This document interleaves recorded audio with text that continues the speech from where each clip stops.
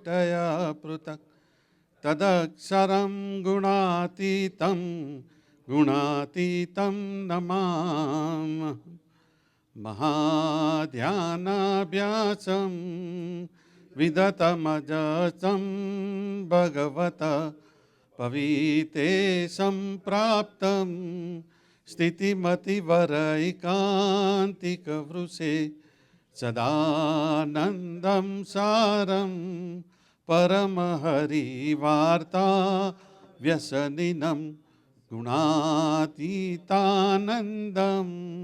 मुनिवरं नहं नौमि તમ સ્વામિનારાયણ રે. પ્રથમ તો સર્વ સંકલ્પને પડતા મૂકીને એકાગ્ર ચિત્તે થઈને શ્રીજી મહારાજ પુરુષોત્તમને સંભાળીને એમ ધારવું છે કે સ્વામી વાતો કરે છે ને આપણે સાંભળીએ છીએ તે પ્રમાણે પોતાના અંતરમાં તપાસ કરતા જવું અને કહ્યું છે તેમ સમજીને વર્તવું. અનાદિમૂળ અક્ષરમૂર્તિ શ્રી ગુણાતીતાનંદ સ્વામીએ વાત કરી પ્રકરણ 12ની 130મી વાત, પ્રકરણ 12 નેની 130મી વાત છે. સ્વામિનારાયણ રે સ્વામીએ વાત કરી સંવંત 1919ના અષાઢ સુધી ચતુર્દશીને દિવસે સ્વામીએ વાત કરી છે. આવા ભગવાન પ્રગટ થયા અને આવા સંત મળ્યા પણ યથાર્થ ઓળખાણા નહીં. આવા ભગવાન પ્રગટ થયા ને આવા સંત મળ્યા પણ યથાર્થ ઓળખાણા નહીં. તેને વૂઠીએ મેં કાળ પડ્યો કેમ કહેવાય ને સર્વ જગતને તો અંધકાર છે. તે નિયમ ન મળે ને ધર્મય ન મળે ને જગત તો સૂઈ ગયું છે ને મતપંથી રૂપી તંતીમાં બંધાઈ રહ્યા છે. ને આપણે શું છે જે દેહાભિમાન, પંચ વિષય, લોક અને પક્ષ એમાં બંધાઈ રહ્યા છીએ ને પ્રભુ ભજવાનો આદર કર્યો છે તેમાં કોટાનકોટી વિઘ્ન રહ્યા છે. ને બીજા મતપંથમાં જાઓ તેનું જગતને કાંઈ નહીં, પણ આ સત્સંગમાં ના જવું એવું કુસંગનું રૂપ છે. સજાનંદ સ્વામી મહારાજની જય.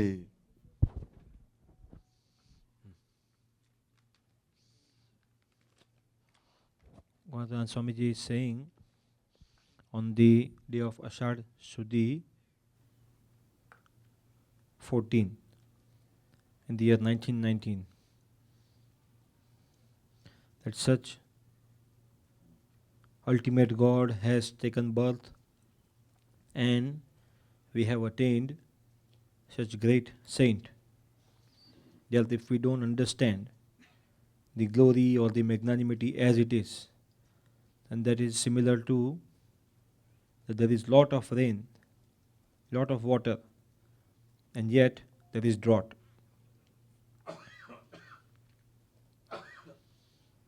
So the whole world other than satsang is in darkness, and we cannot find people following disciplines or following the duties and religion, and the whole world is as if it is sleeping, and they are all attached or bonded by the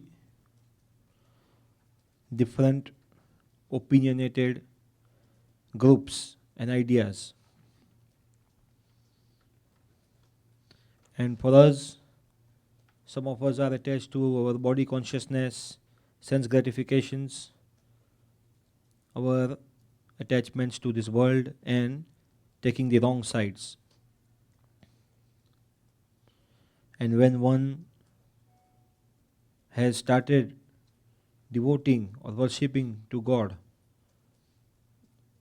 and there are many millions of obstacles,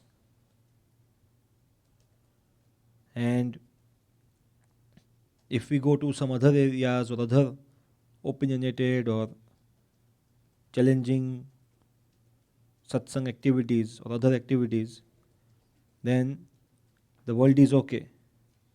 But in this satsang, when we come, we are faced with obstacles. We are not allowed. Such is the way of negative or bad association.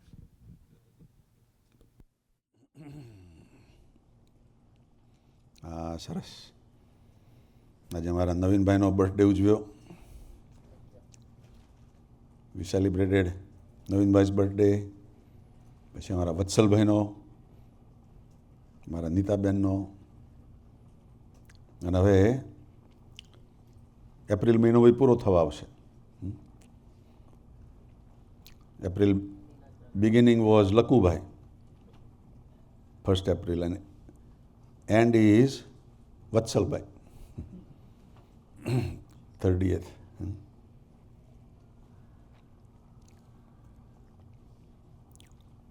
સરસ સંભળાય. અમિતભાઈએ બી મા પૂજામાં કહ્યું એમ પેરિસની અંદર બધી ખૂબ તૈયારીઓ ચાલી રહી છે. In Paris for the August 12, 13, 14, we are going to have a big celebration. काकाजीनू और पप्पाजीना वो दोनों की बर्थडे का बड़ा सेलिब्रेशन उधर कर रहे हैं हम अगस्त में. और इधर से बहुत हरिभक्त लोग उधर जा रहे हैं. आज अभी 150 का तो टोटल हो गया है. और जिसको भी जाने की इच्छा हो, या तो जिसने सिलेक्ट किया है मगर अपने नेबर को, अपने फ्रेंड को भी बात नहीं करी हो, और बात करनी है तो करके हमारे पंकज भाई को बताना. और यूरोप की ट्रिप भी कर रहे हैं. जिसने यूरोप नहीं देखा है उसको ये देखने को मिलेगा. 3 बस तो हो रही है, 45 हरिभक्तों की इधर से, और बाकी की ये 3 लंदन से आ रही है बस, और 2 या 3 इंडिया से भी आएगी. सो बहुत बड़ा सबको मिलने का मौका मिलेगा. और यूरोप की ट्रिप का खर्चा भी बहुत कम है. पंकज भाई ने बहुत नेगोशिएशन करके टूर का सब खर्चा $2,200 पे लाए हैं. 2 हफ्ते या 3 हफ्ते, 2.5 हफ्ते के लिए हैं. तो 2200 में आपका बच्चा हो 12 साल से छोटा, वो फ्री. ये भी बहुत अच्छा है.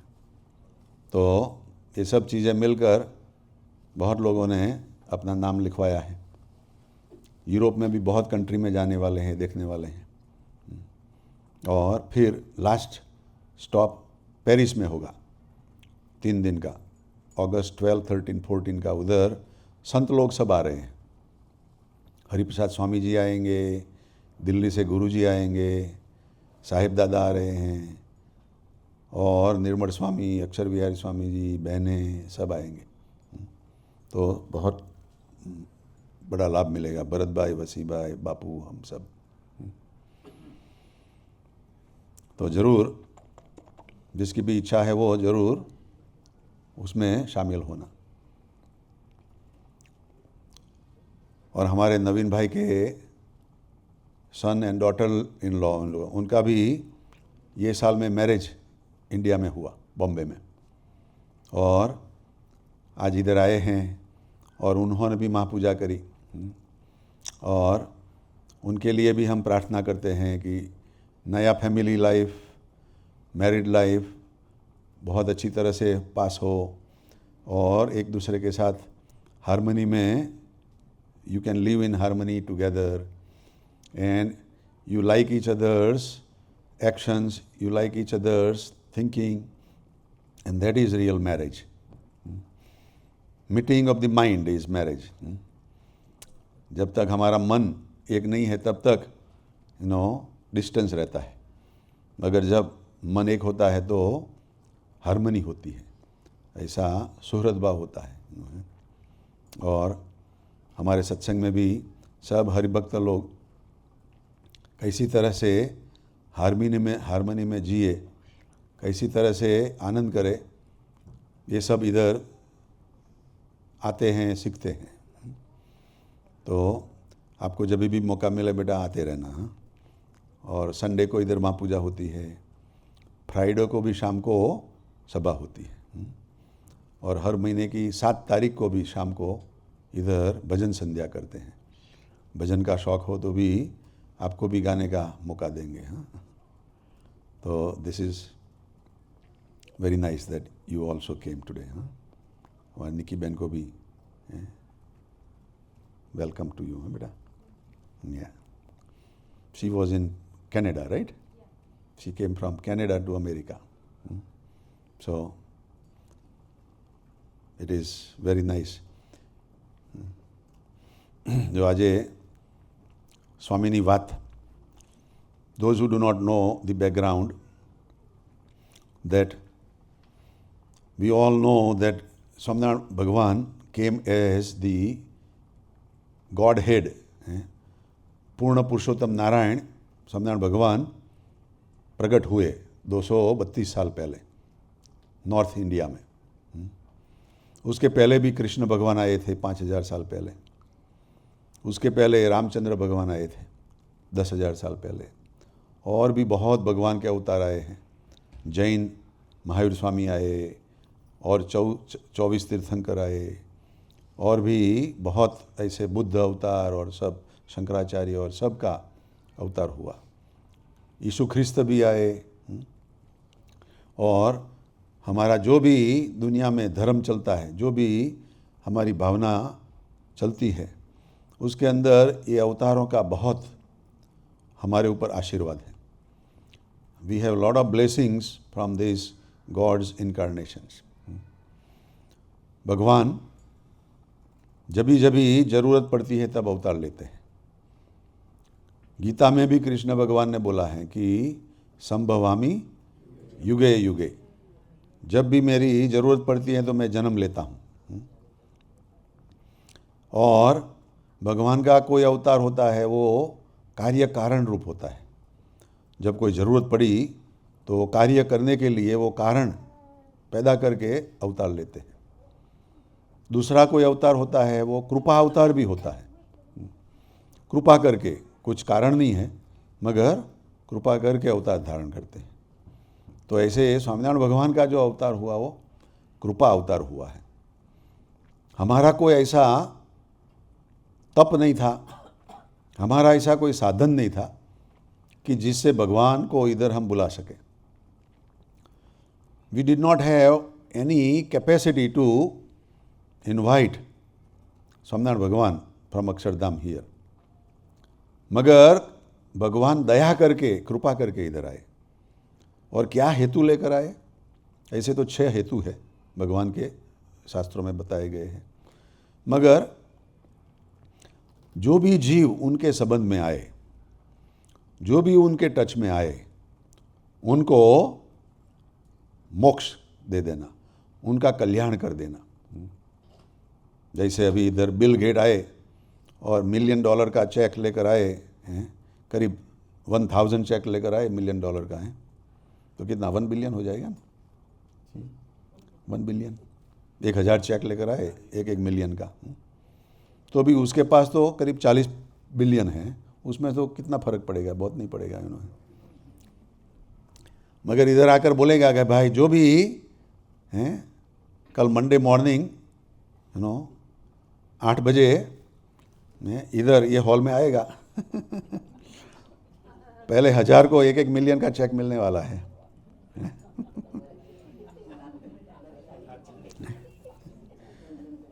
तो लंबी लाइन हो जाएगी इधर से शिकागो तक है राइट। मगर वो आएगा तो वो कृपा करके आएगा भाई। उन्होंने, हमारा कोई ऐसा कुछ संबंध नहीं है उसके साथ, हमारा कोई ऐसा उसके साथ का कोई काम नहीं किया है, फिर भी वो $1 मिलियन देने वाला है तो दे सकता है उन्होंने। और जो उसके संबंध में आ गया, जिसको $1 मिलियन मिल गया, उसको मिलियनर बना दिया। ऐसे भगवान भी आए और जो उनके संबंध में आए वो सबका कल्याण कर दिया। भगवान ने 11 साल की उम्र पे घर छोड़कर हिमालय में जाके तप किया और फिर 8 साल तक सारा हिंदुस्तान पांव पर घूमते 24,000 किलोमीटर्स, कुछ इतना वॉकिंग करके 12,000 में भी किलोमीटर्स वॉक करके वो फिर गुजरात में आए और उधर से धर्म की शुरुआत करी। और आज ये धर्म इतना फास्ट बढ़ रहा है। स्वामीनारायण का जो धर्म है, मंदिर है, हरिभक्त है, एक्टिविटी है, इतनी फास्ट बढ़ रही है कि आज क्रिश्चियनिटी की जो प्रोग्रेस है, मुस्लिम धर्म की भी प्रोग्रेस है, उसके पास में कम है। इतना फास्ट डेवलपमेंट हो रहा है स्वामीनारायण धर्म का परसेंटेज वाइज तो स्वामीनारायण भगवान जब आए तो उनके साथ वो 500 परमहंस भी आए, संत लोग आए। वैसे तो 3,000 संत लोग बने थे भगवान के टाइम में, उनसे भी ज़्यादा, मगर उसमें 500 जो सिलेक्टेड टैलेंटेड परमहंस थे वो आए और उन्होंने बहुत अच्छा हमको शास्त्र का, भजन का, भक्ति का, सब का पुस्तक और ज्ञान का हमको लाभ दिया। और वो 500 परमहंस के अंदर जो लीडर थे वो 2 थे, एक गोपालानंद स्वामी और एक गुणातीतानंद स्वामी। गोपाल स्वामी थे वो कृष्ण भगवान की चेतना थी और गुणातीतानंद स्वामी थे वो स्वामीनारायण भगवान के रहने का अक्षरधाम था। तो ये दोनों संतों ने भी बहुत सत्संग के अंदर कंट्रीब्यूशन किया और उसके अंदर ये दोनों संतों की बातें की पुस्तकें हैं, गोपाल स्वामी की बातें और गुणातीतानंद स्वामी की बातें। तो उसमें से ये गुणातीतानंद स्वामी की बातें की पुस्तक में से हम ये पढ़ते हैं हर रोज़, हर संडे को 1-2 बात पढ़ते हैं, छोटी छोटी बातें हैं मगर उसमें बहुत ज्ञान है, बहुत आशीर्वाद है। और गुणातीतानंद स्वामी ने जो बातें करी वो बातें उनके हरिभक्तों ने लिख कर रखी थी। उसमें से कई जो उनके नहीं मानने वाले थे, उनके विरोधी थे, उन्होंने जला भी दिया बातें, मगर जो भी कुछ बची वो बातों का एक पुस्तक बनाया गया, उसको बोलते हैं स्वामी की बातें।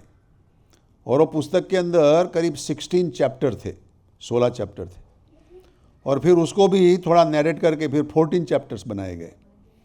और वो 14 चैप्टर में से अभी ये चैप्टर नंबर 12 उसकी ये बात पढ़ रहे हैं। हर एक चैप्टर के अंदर करीब 150, 200, 300 बातें होती हैं। तो ये है 130 चैप्टर 12 की बात है और ये बात आज से करीब 150 साल पहले की है। 150 years ago this was talked। संवत 1919 विक्रम संवत, आज विक्रम संवत 2069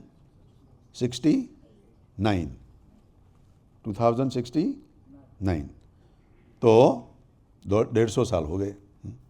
150 साल पहले की ये बात है, मगर उस टाइम पे जो स्वामी ने बात करी है वो आज भी इतनी ही हमारे लिए काम की बात है। बोलते हैं कि आषाढ़ सुदी चतुर्दशी के दिन, आषाढ़ सुदी पूनम का त्यौहार तो सब मनाते हैं, मगर उसके पहले आगे के दिन पर ये बात स्वामी ने बताई।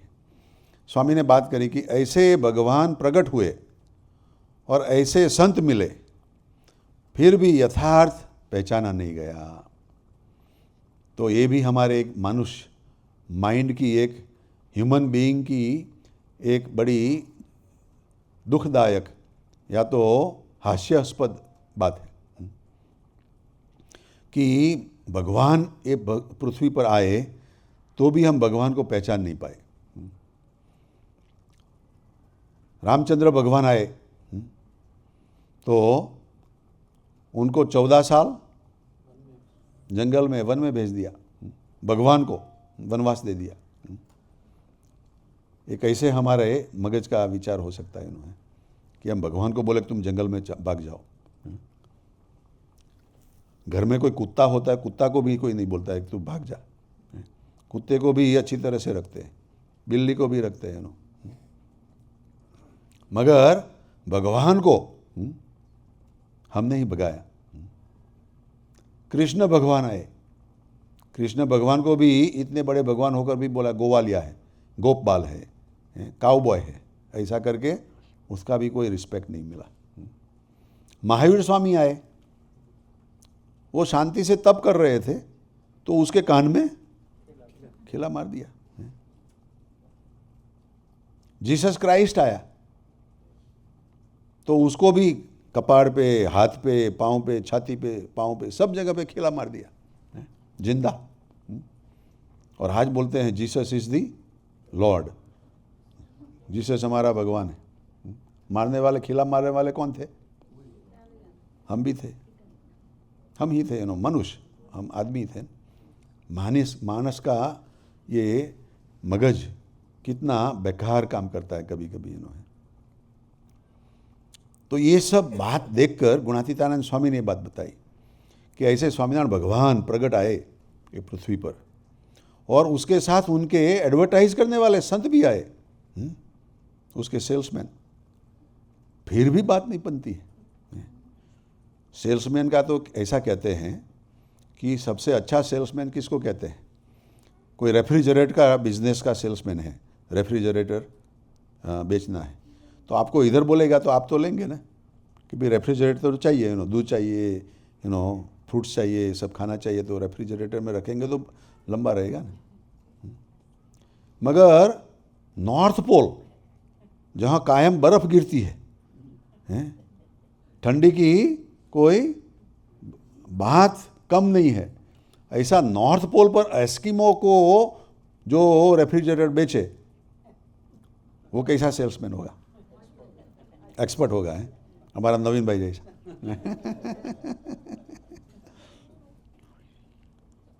उसको अच्छा सेल्समैन कहते हैं। एस्किमो है, उसको भी बोलेंगे भाई तू जो भी चीज़ लाता है, मगर वो इतनी ठंडी में कड़क हो जाएगी, तेरे दांत टूट जाएंगे। वो एप्पल होगा ना, वो भी पत्थर हो जाएगा, कैसे खाएगा? इसके लिए रेफ्रिजरेटर अच्छा है। उसमें से निकालेगा तो खाने के लिए एप्पल भी अच्छा रहेगा, बनाना तो नहीं रखते अंदर, बनाना उधर जाता भी नहीं होगा नॉर्थ पोल तक। मगर जो भी है, बनाना भी रख सकते हैं। ऐसा रेफ्रिजरेटर में टेम्परेचर जो भी रखो टेम्परेचर में चलेगा।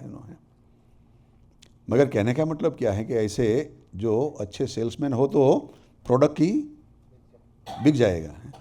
तो ऐसे भगवान के संत भी आए ऐसे एडवर्टाइजमेंट करने वाले, फिर भी हम पहचानते नहीं हैं, तो फिर हमारी कम नसीबी है, हमारी ही प्रॉब्लम है। सत्संग में बहुत बार हम कहते हैं कि जो कोई अपने पुराने हिसाब से भगवान को मानते थे, शंकर भगवान में मानते हैं, साईं बाबा में मानते हैं, या तो गायत्री में मानते हैं, वो इधर आएंगे तो बोले भाई हम समझाने में नहीं मानते। ऐसा जो हमारे अंदर स्टबर्ननेस है ना, वही हमारी वीकनेस है। इधर कोई एप्पल का फ़ोन लाएगा ना, और नया कोई फ़ोन आएगा, नया मॉडल आएगा, तो वो क्या बोलेगा? हम नया मॉडल नहीं लेंगे वाले, नया मॉडल में नहीं मानते हैं। और बोलेंगे भाई कहाँ मिलता है, हमें भी खरीदना है, हमें भी लेना है। जो फालतू चीज़ में हम कॉम्प्रोमाइज़ कर देते हैं कि भाई पुरानी चीज़ छोड़ो, नई चीज़ ले लो। अभी ये आईपैड है, आज से 10 साल पहले आईपैड था ही नहीं। आज सब आईपैड यूज़ करते हैं। या फ़ोन भी है, एप्पल का फ़ोन है। तो वो चीज़ हम मानते हैं, मगर कोई नई चीज़ आए तो हम बोलेंगे धर्म में नहीं मानेंगे। ये हमारी कम नसीबी है। हमारा ओपननेस होना चाहिए कि जहाँ से भी जो भी अच्छा मिले वो लेना है, जहाँ से भी कुछ फ़ायदा हो वो लेना है। ऐसा सोचेंगे तो हमारी प्रगति अच्छी होगी। कल हमारे नवीन भाई ने बहुत अच्छी बात बताई कि बोलते थे कि मैं 1 साल में इधर आकर इतना खुश हो गया हूँ कि अब वो उनकी 63 इयर्स की बर्थडे है नहीं, 65 बर्थडे है ये। बोलता है कि पिछले 65 इयर्स तक में, और या तो 62 इयर्स तक, पिछले 3 साल से इधर है, मगर 62 इयर्स इंडिया में मैं रहा हूँ, और उधर जो धार्मिक मंदिरों में गया हूँ, सब जगह पे गया हूँ, और जो उधर मुझे फ़ायदा नहीं हुआ है, आनंद नहीं हुआ है, वो इधर मुझे मिलता है अमेरिका में। राइट? हाथ ऊंचा करके बोलो भाई, राइट। तो क्या हमने उसको पैसा देकर बुलवाया है कि भाई आपको पैसा देते हैं आप बोलो? हमने पैसा देकर नहीं बुलवाया है, एब्सोल्युटली नहीं भाई, राइट। अंदर की भावना बोलती है उसकी। और ये तो तटस्थ आदमी है, इंडिपेंडेंट है, वो पहले स्वामीनारायण भी नहीं था, पहले जैन धर्म वाला है, अभी भी जैन में मानता है, और हम उसको रिस्पेक्ट देते हैं। उन्होंने जो भी करते हो उसको टोटली एलिवेट करो, है? जो भी आप जिस भगवान को मानते हो उसको कैसे राजी करना, उसको कैसे प्रसन्न करना, उसके साथ कैसे हार्मनी करना, वो टेक्निक सीखना है इधर।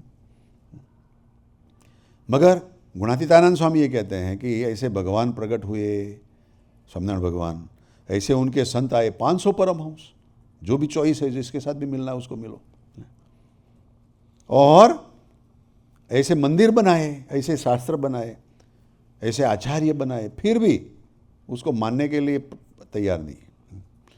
तो यथार्थ पहचाने नहीं, तो क्या हुआ कि बहुत बारिश होने पर भी हम पानी का पात्र उल्टा लेकर बाहर गए, तो पानी कहाँ से मिलेगा अंदर? पात्र ही भरेगा नहीं। ऐसा ही काहड़ पड़ा, ड्रॉट हुआ, ऐसा कहते हैं। और सर्व जगत के अंदर तो अंधकार है, सारे जगत के अंदर अज्ञान है, अंधकार है, दुखी होते हैं, और फिर दुखी होकर उसके लिए रोते हैं, और फिर कोई रास्ता नहीं मिलता है, मर जाते हैं, फिर नया जन्म, वैसा ही वैसा दुखी होते हैं, रोते हैं, मरते हैं। और नियम, कोई नियम का पालन नहीं करता है, जो भगवान ने नियम दिए हैं उसका पालन नहीं करता है, और वो नियम का पालन नहीं करता इसलिए दुखी है। व्यसन है, जो हमें व्यसन पड़ गए हैं, वो व्यसन में हम बहुत पैसा घुमा देते हैं, और भगवान ने वो व्यसन सब बंद करवाए।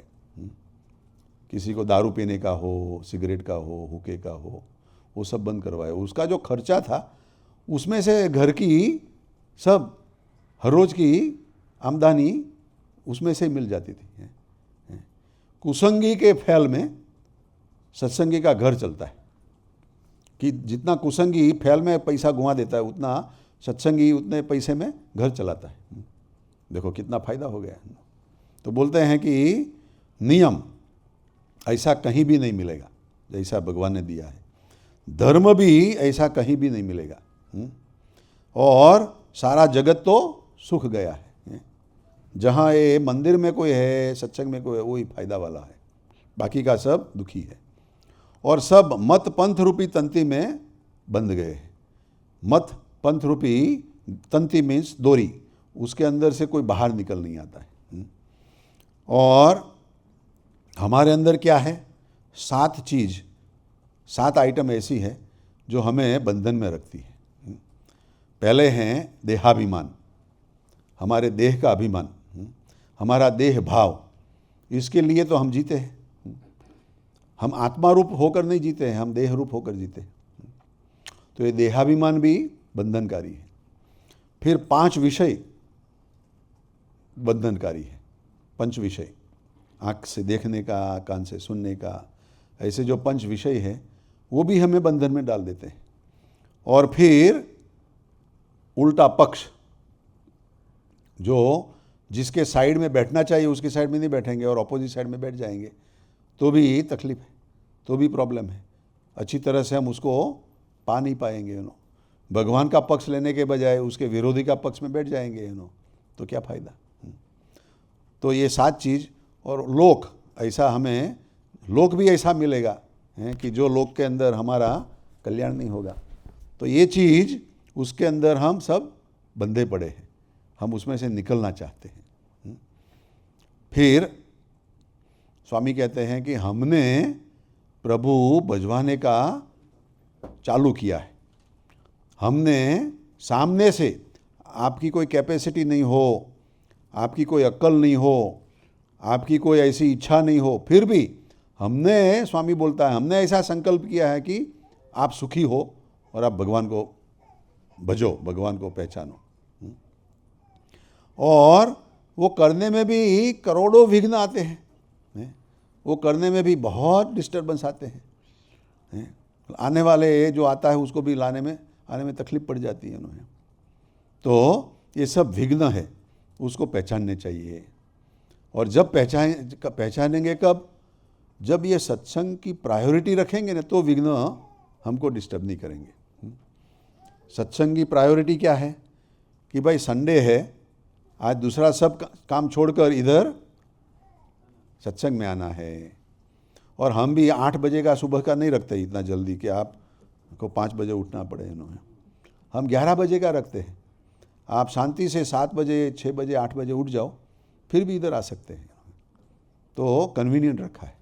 दूसरा कि खाने की चिंता भी नहीं है, इधर प्रसाद मिलेगा। और घर में तो 1 या 2 आइटम मिलेगी इन्होंने संडे को है। इसको ब्रंच बोलते हैं इन्होंने। ब्रेकफास्ट उठ गया, लंच उठ गया, बीच में जो भी कुछ थोड़ा था कल का बचा है या आज बनाया है, खा लो आज भाई इन्होंने, उसको बोलते हैं ब्रंच। इधर तो कितने पकवान आएंगे। आज देखो हमारे नवीन भाई ने और सब ने मिलकर कितना एक बड़ा थाल बनाया है इन्होंने। आप खाते खाते थक जाओगे इतना। और आज ही ऐसा नहीं, हर संडे को ऐसा होता है, हर फ्राइडे को ऐसा होता है। तो खाने की भी तकलीफ नहीं है आपको। और आप सुबह में नाश्ता करके आओ तो इधर पूरा लंच मिलेगा। नाश्ता नहीं किया है तो ये सत्संग का, उपवास का पुण्य मिलेगा। और फिर इधर खाना मिलेगा, प्रसाद मिलेगा। दोनों तरफ से फायदा है उन्हें। थोड़ा डाइट भी करना चाहिए उन्हें। दिन में 4-5 बार खाने से फायदा नहीं है। एक बार मत खाओ इन्होंने, एक टाइम मत खाओ। या तो 15 दिन में एकादशी आती है, उस टाइम पे व्रत करो, उपवास करो। शरीर हमारा शुद्ध हो जाता है, क्लिनजिंग होता है। तो ये सब टेक्निकें सत्संग में हैं, हम उसका यूज़ करें। तो स्वामी बोलते हैं कि ऐसा प्रभु भजने का आदर किया, उसमें भी विघ्न आते हैं। विघ्न में क्या आएगा कि संडे को आना है और किसी का फ़ोन आ गया कि क्या कर रहे हो, तो बोलते भाई हम तो मंदिर जाना सोचते हैं। तो वो बोलेंगे हम आपके घर आना सोचते थे। तो अब चॉइस आ गया भाई, मंदिर आना है या तो घर बैठे उसको घर बुलाना है। मगर हम ये विचार नहीं करेंगे कि भाई हम मंदिर जा रहे हैं, वो भी मंदिर में आएगा तो उसको भी फायदा होगा।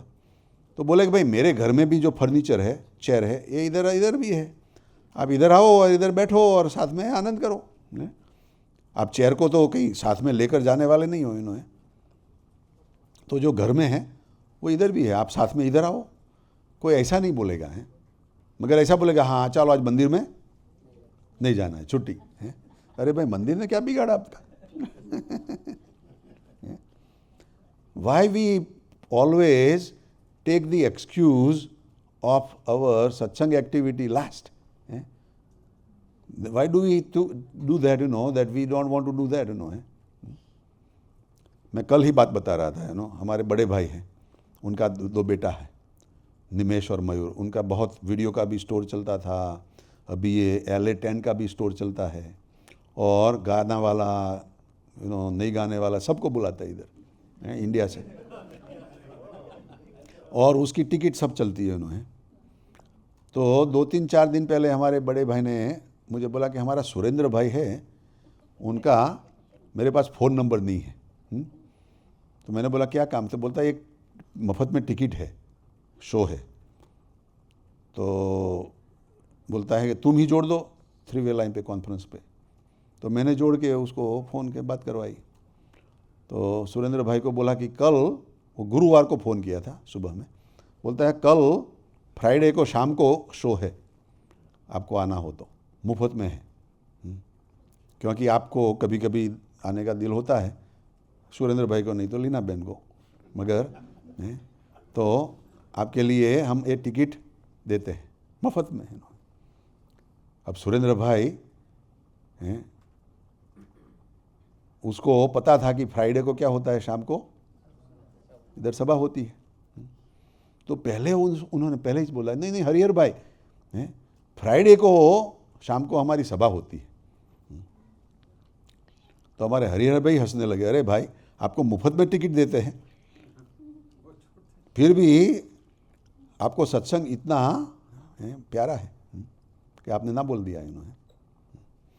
देखो ये सत्संग का एक इशक है, सत्संग का कोई प्यार है इन्होंने। सुरेंद्र भाई इनसे आगे भी उनको बोलते कि भाई आप भी उसको लेकर इधर आओ, तो इधर बड़ा माहौल हो जाएगा, बढ़ जाएगा सब। मगर वो बात तो अलग है भाई, इतना लोग कहाँ इधर बैठ सकेंगे उन्होंने।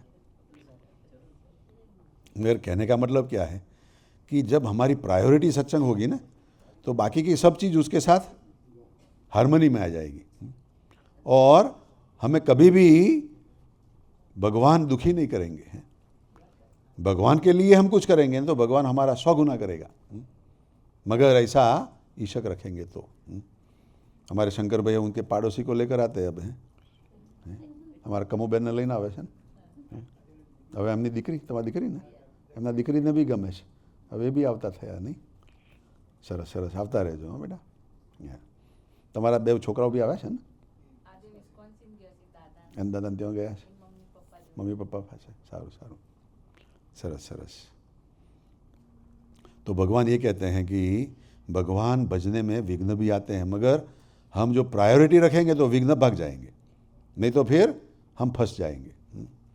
और हम किसी दूसरे जगह पे जाएंगे तो घर वाले बोलेंगे जाओ, मगर जूनागढ़ जाना है, गुणातीतानंद स्वामी के वहाँ जाना है, तो बोलेंगे खाना नहीं बताएंगे आपको, खाना देंगे नहीं।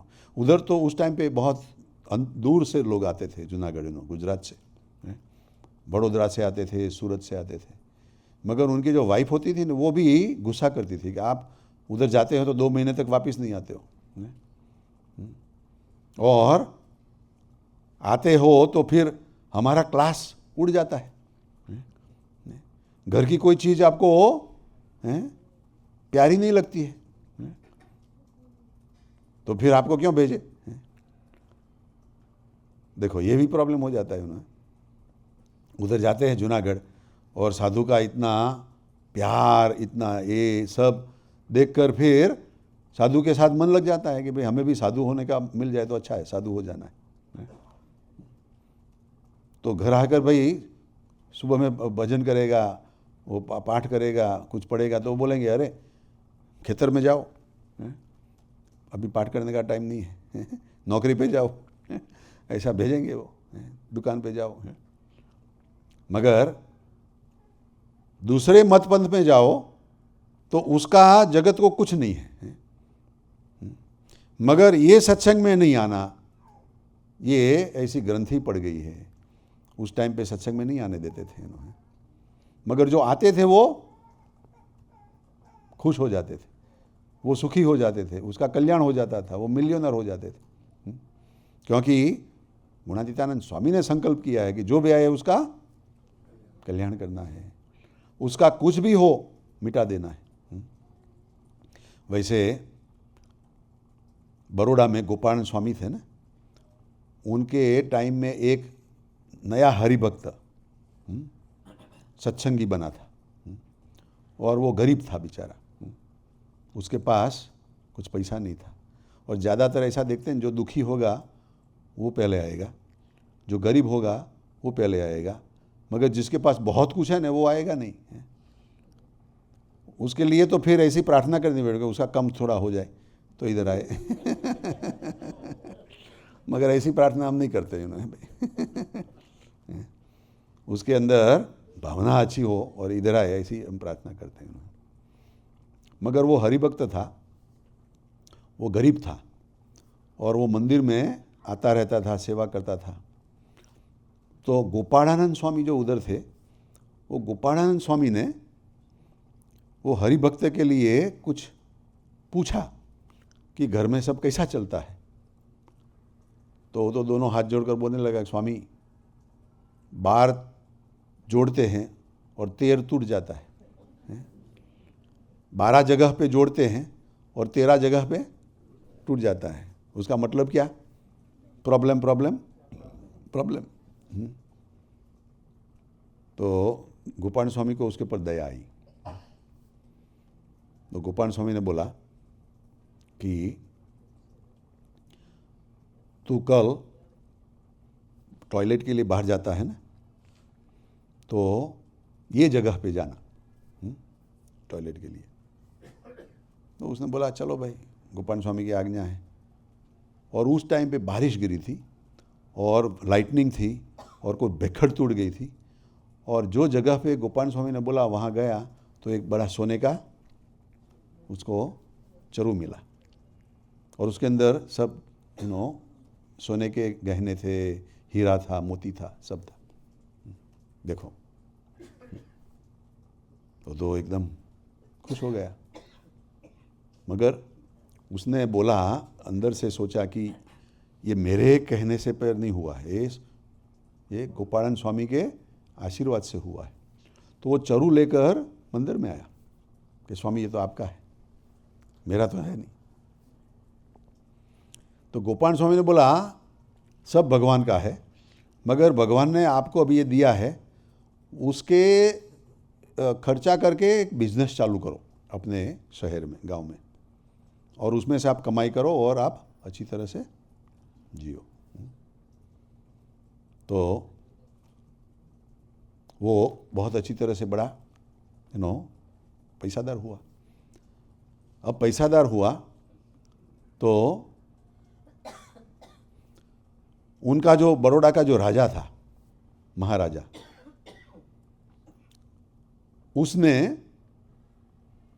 उसके साथ भी संबंध हुआ। और उसका जो दीवान था वो स्वामीनारायण भगवान का विरोधी था, कट्टर विरोधी। और उसने ऐसा कुछ करवा के उसका सब जो कुछ था वो फना कर दिया, उसका बिजनेस सब डाउन कर दिया, तोड़ दिया सब, और उसको फिर से गरीब बना दिया। तो फिर से वो गुणातीतानंद स्वामी ने बताया, गोपाल स्वामी ने बताया कि क्या हो गया। तो बोलता है ऐसा हो गया। तो उस टाइम पे सयाजी राव के बेटी की शादी हो रही थी, नहीं, उनके दीवान की बेटी की शादी हो रही थी, जो कट्टर विरोधी था ना वो। तो उसने जानबूझकर उसको इनविटेशन दिया कि मेरी बेटी की शादी में आपको आमंत्रण देते हैं। और उसने इसलिए दिया था कि उधर जाकर उसका इंसल्ट करना, अपमान करना, महाराजा आएंगे, सब लोग आएंगे, तो उसका उधर अपमान करने का। तो अब वो इनविटेशन जो आया था, आमंत्रण पत्रिका, वो लेकर गोपाल स्वामी के पास आया और बोलता है कि स्वामी अब मैं द्विधा में हूँ, मैं नहीं जाऊँ तो भी तकलीफ, वो मुझे डांटेगा कि आया क्यों नहीं, और जाऊँगा तो भी मुझे लगता है तकलीफ, वो मुझे उधर अपमान करेगा, तो करूँ क्या मैं। तो गोपाल स्वामी ने बोला आप जाइए और उधर आपको फिर से भगवान पैसादार बनाएंगे। अरे भाई, उधर ये प्रॉब्लम में पैसादार कैसे? मगर संत लोग होते हैं, संत के आशीर्वाद है, क्या करें। तो वो गए उधर, फटा टूटा कपड़ा पहना है और उधर जा गया। तो उसको महाराजा के पास में पाँव में नजीक बैठाया कि जिससे उसका जब अपमान करे ना तो महाराजा को भी सुनने में आए। ऐसा एक स्टेज बनाया है ना, ऐसा एक एनवायरनमेंट खड़ा किया। और वो पूजा की विधि शुरू हुई मैरिज की। तो वो बैठे बैठे माला कर रहा था, स्वामीनारायण स्वामीनारायण स्वामीनारायण। ब्राह्मण लोग सब विधि कर रहे थे। उतने में उसको छींक आई, स्नीजिंग। तो सब ब्राह्मण एकदम बंद हो गए। बोलते हैं तो विघ्न आया भाई। ये विधि में जो छींक खाता है ना, तो उसको नेगेटिव वाइब्रेशन है उसका, और उसके हिसाब से हस्बैंड और वाइफ, जो लड़की आपकी है वो मर जाएगी, या तो उसका जो हस्बैंड है वो मर जाने वाला। तो उसका कोई विधि करना पड़ेगा। तब तो दीवान को भी मौका मिल गया है? बोलता है बदमाश इधर आया, ये करता है वो करता है, हमारी ये शादी बिगाड़ी, क्या करता है तू, छींक खाने के लिए इधर आया, सारी ये कोई छींक नहीं खाता है, तू क्यों छींक खाता है, ऐसा सब उसको गालियाँ बोलने लगा। तो महाराजा ने बोला भाई ये सब छोड़ो, उसका जो ब्राह्मण लोग रास्ता बताते हैं वो करो ना, उसमें उसके अंदर आप कंसंट्रेट करो ना। तो फिर दीवान ने बोला भाई क्या रास्ता है? तो ब्राह्मण ने बोला हाथ में एक चपटी में मीठा और एक चपटी में मिर्चा, ये दोनों मिलाकर वो खा जाए और फिर से उसको स्नीजिंग नहीं आवे, छींक नहीं आवे, तो वो हेल्दी है, तो फिर आगे चलेगा। तो दीवान तो उसमें खुश हो गया, वो उठकर अपने आप घर में गया और बड़ा वाडका मिर्ची और सॉल्ट का बड़ा वाडका लेकर आया और बोला कि इतना खा जा। तो वो राजा भी देख रहा है कि भाई एक चपटी का बोला ब्राह्मण ने और ये वाडका लेकर आया है। तो राजा को भी दया है कि इतना तो खाएगा तो छींक आएगी बहनों है। तो राजा ने उनको बोला कि आप खा सकते हैं इतना? तो उसने बोला आप आशीर्वाद दो तो मैं खा जाऊंगा। राजा ने सोचा अरे भाई भगवान की कृपा से मुझे कुछ नहीं होगा, बोलता है, और वो खा गया, एक छींक नहीं आई। बोलो फिर आगे चला वो, थोड़ा आगे चला 10-15 मिनट, आधा घंटा, और वो दीवान की वाही को छींक आई।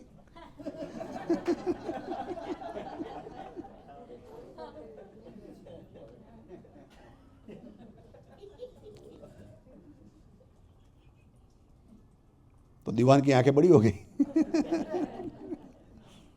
अरे बाप रे, अब उसको तो डांटेगा नहीं ना, नहीं तो वो घर से बाहर निकाल देगी। खाना ही नहीं देगी। આપણે એવું નથી નવીનભાઈ, હા?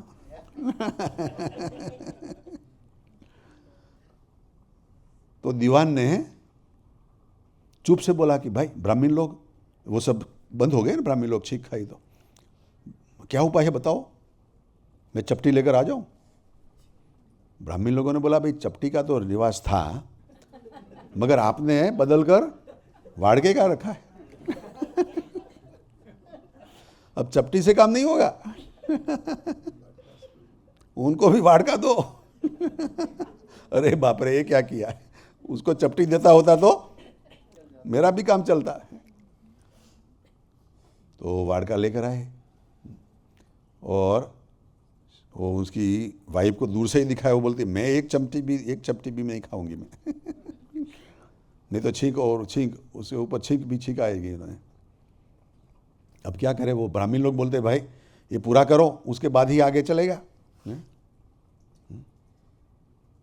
तो फिर दीवान ने बोला भाई, ब्राह्मण को बोला कि इसका कोई और भी उपाय है? तो बोलता है आपके जो कुटुंबीजन है ना, उसमें से भी कोई खा जाए तो भी चलेगा। तो कुटुंबीजनों को दिखाया तो बोलता है भाई हम भी नहीं खाने वाले हैं। तो उसको पसीना आने लगा दीवान को, शादी रुक गई भाई। तो बोलता है कि और कोई उपाय है? तो बोलता है अभी इधर जो कोई आया है उसमें से भी कोई खाए तो चलेगा। तो बोला भाई इसमें से भी कोई खाएगा? अब वो तो हरिभक्त था, उसने देखो वाड़का खाया था इन्होंने, तो उसके बारे में कोई सोचेगा भी नहीं ना। और वो तो माला कर रहा था। फिर राजा को चिंता हुई कि मेरे दीवान के लड़की की शादी अटक गई है। तो राजा ने बोला भाई जो कोई खाएगा उसको 1 लाख रुपया इनाम दूंगा। कितना? 1 लाख रुपया जो खा जाए और छींक नहीं आया तो। कोई नहीं उठा। तो राजा ने उसको ऑफर बढ़ाई कि मेरे पास एक वीटी है, रिंग, और वो हीरे की है, उसकी 2 लाख रुपया की कीमत है, तो मैं ये वीटी भी साथ में 1 लाख रुपया और ये वीटी भी दूंगा, कोई भी खाएगा तो भी किसी ने नहीं बोला। तो अब दीवान बोलता है कि मैं भी उसके ऊपर 1000 सोना मर दूंगा भाई, कोई खाएगा तो भी किसी ने नहीं बोला। तब वो राजा को विचार आया कि ये बैठा है, ये इतना तो पावरफुल है, एक तो खा गया है, फिर भी हाथ ऊंचा नहीं करता है, वो तो माला घुमाता है, तो उसको पूछे भाई। तो उसको बोला कि आपने 1 वाड़का तो खाया है, मगर आप दूसरा 1 वाड़का खा सकते हैं? बोलते हाँ, खा जाऊंगा। वो दीवान की आंखें बड़ी हो गई कि ये सब पैसा मिलने वाला है भाई। मैंने भी गलती से 1000 सोना मर बोल दिया।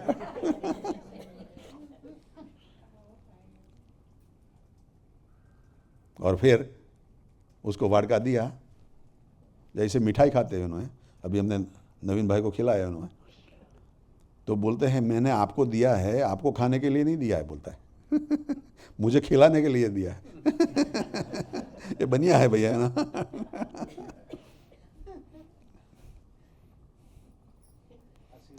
उनका बेटा अच्छा है, वो उसका बेटा बोलता है नहीं नहीं आप मुझे पहले मत खिलाओ, वो बोलता है मैं आपको पहले खिलाता हूँ, राइट। बाप से बेटा सवाया है भैया ना। तो खा गया वो, और फिर शादी हो गई। और अब जो महाराजा था ना, उसने ये सब चीज़ कोई चोरी नहीं कर लेवे ना घर तक जाने के लिए, इसके लिए ऐसे तरवाल वाले, बंदूक वाले ऐसे 10-12 पुलिस आदमियों को भाई साथ में भेजा, और उसको अच्छी वो बैलगाड़ी में सब सामान लेकर भेजा। तो खुश हो गया। अब रास्ते में मंदिर आया, घर जाने के पहले मंदिर आया, तो उसने सोचा कि भाई ये भी मेरा तो है नहीं, मैं तो जाने वाला भी नहीं था, मगर गोपाल स्वामी ने बोला तो मैं गया, तो ये सब उनका है। वो मंदिर में देने के लिए अंदर मंदिर में आया सब लेकर। गोपाल स्वामी को पाँव छुआ और बोला कि स्वामी आपकी कृपा से तो मैं फिर से धनवान हो गया हूँ। 1000 सोना मोर, 1 लाख रुपया, ये 2 लाख रुपया की वीटी, सब मिला है, ये आपका है स्वामी, मेरा कुछ नहीं है। गोपाल स्वामी बोलते हैं हम तो साधु हैं भाई, हमें कुछ नहीं चाहिए, आप वापस ले जाओ, फिर से धंधा शुरू करो। अब वो दीवान के साथ झगड़ा मत करो, उसके साथ प्रॉब्लम उभा मत करो, खड़ा मत करो। हाँ, फिर से वो गया और फिर उसका अच्छी तरह से चला। ऐसा देखो, भगवान के जो संत है उसके अंदर भी इतना पावर है। और इधर सत्संग में भी हम किसी को भी प्रॉब्लम है तो सब मिलकर धून करते हैं भाई। किसी का प्रॉब्लम चला जाए इसके लिए सब मिलकर धून करते हैं, और प्रॉब्लम चले भी जाते। राजू भाई राइट? हाथ ऊंचा करके बोलो। हाँ। जो हमारे 2 और भी हरि भक्त हैं, और भी बहुत है, मगर ये तो बात की बात है। मगर कहने का मतलब क्या है कि ये भी एक साइंस है, ये भी एक टेक्नोलॉजी है। जैसे जॉब करके आप पैसा कमाते हो और घर चलता है, वैसा ही भजन करके भी आपका घर चल सकता है, आपका प्रॉब्लम भाग जाता है। तो ये स्वामी इधर कहते हैं कि सत्संग में आने से ही हमारा अच्छा होगा, और कुसंग का भी कभी भी जोग नहीं रखना, कुसंग में कभी भी नहीं जाना है। इन्होंने कल एक वचनामृत भी पढ़ा है, इन्होंने कुसंग का था ना, 4 प्रकार के कुसंगी का था इन्होंने। वो प्रथम का 48, जब भी मौका मिले तो पढ़ना। हाँ जी, तो आप सब आए, आप सबका फिर से बहुत लाभ मिला। आज हमारे अरविंद भाई ने लास्ट टाइम प्रॉमिस दिया था कि मैं हर संडे को आऊँगा, तो देखो आज वो भी आ गए, हमारे शारदा बहन भी आ गए हैं। उनकी तबीयत भी अच्छी हो जाए, भगवान उनकी तबीयत अच्छी रखे, ऐसी ही प्रार्थना करते हो। सजानंद स्वामी महाराज की जय, आज के आनंद की जय जय जय। हाँ जी।